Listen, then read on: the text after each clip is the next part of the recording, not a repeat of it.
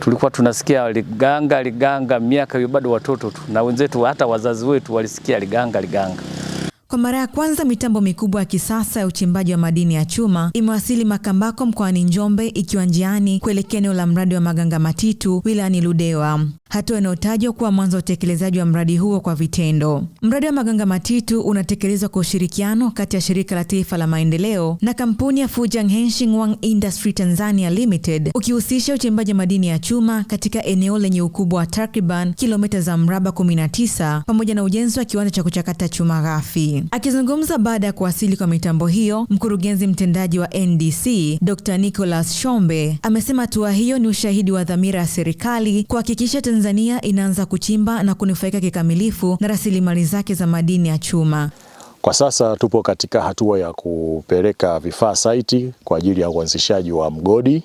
Kwa hiyo kazi inayoendelea site hapa Maganga Matitu ni kuclear eneo kwa ajili ya kutengeneza viwanda pamoja na maeneo ya makazi watakapokaa watu wale watakaohudumia hicho kiwanda pamoja na wageni watakaokuwa wanafika katika mradi wetu wa Maganga Matitu. Hivyo vifaa vimeshafika baadhi, na hatua ya kazi kama mlivyoona kwenye video zilizopita, kazi inaendelea site ya kuclear eneo kwa ajili ya utengenezaji wa maeneo ya makazi pamoja na kiwanda cha uchenjuaji wa chuma cha Maganga Matitu. Mradi huu unazalisha chuma ghafi ambacho kitatumika kama malighafi katika viwanda vingine vya chuma.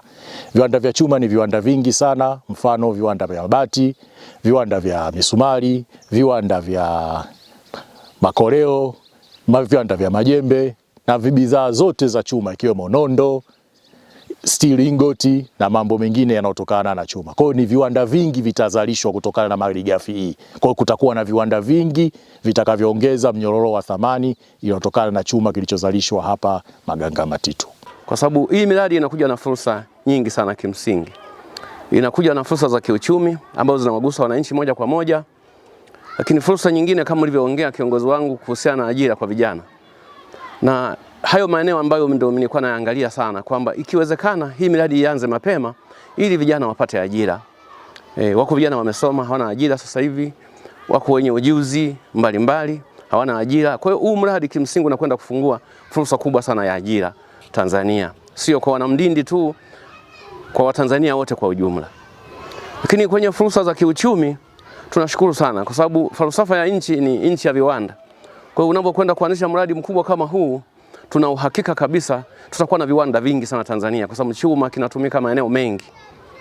Kwa hiyo tuna uhakika vitaanzisha viwanda vingi vinavyohusiana na matumizi ya chuma. Kwa hiyo tutaongeza mapato pia ya wananchi na pia serikali pia itakuwa na mapato kutokana na hivi viwanda. Kwa kweli mimi niwashukuru sana pia NDC.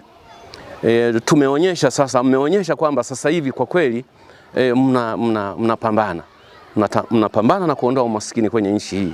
Nashukuru kwa mradi kuanza, ni mradi watoka siku nyingi tunausikia, lakini sasa tunaona mafanikio. Tunashukuru na vijana wamepewa hamasa, wapo tayari kwa kazi zitakazojitokeza. Pia na sisi wenyewe tunashukuru kwa sababu toka siku nyingi tunaambiwa kuna mradi na tumeupokea vizuri, tutaufanyia kazi wenyewe ukifika.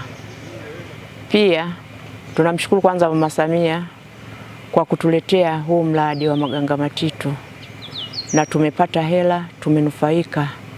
Tulikuwa tusomeshi, wengine wamesomesha, tumejenga, kwa hiyo tumeinuka kiuchumi.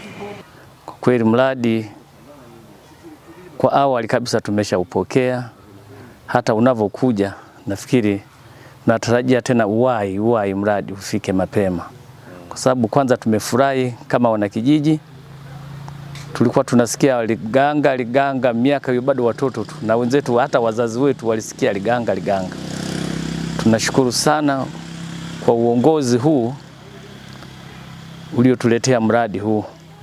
Kwa kweli tumefurahi sana kama wenyeji wa Mdindi, hasa kata ya Mdindi hii wenye mradi huu. Manake wenzetu walikuwa wanasikia tu, tunasikia tu kama ilikuwa kama ni hadithi tu, lakini mpaka tulivyofika, mpaka tulivyoupokea, mpaka tumepata na zile fidia zile, kwa kweli kijiji kimebadilika. Tumebadilika sana kwa kweli. Aliyefika miaka ya nyuma ile aje na leo atasema kwa kweli matunda ya mradi huu yameanza kuonekana.